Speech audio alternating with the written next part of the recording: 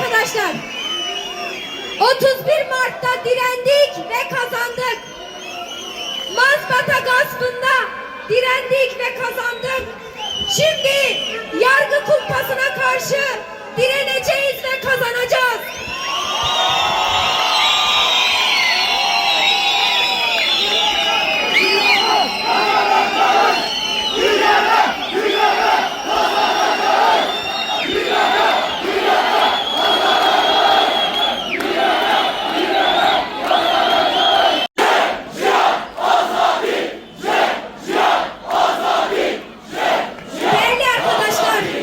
Sizin seçme hakkınız yok.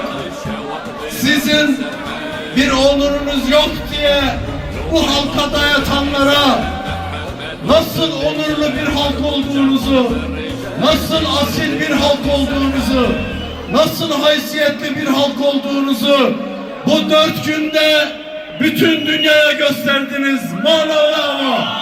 Maalava!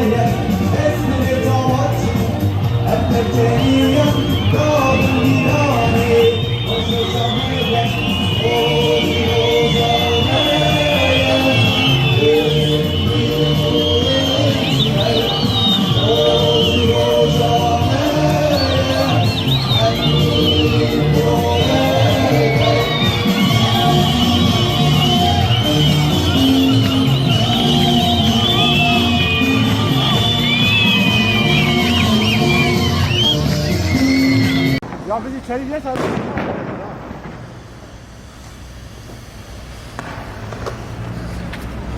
Abi burası sıkacak.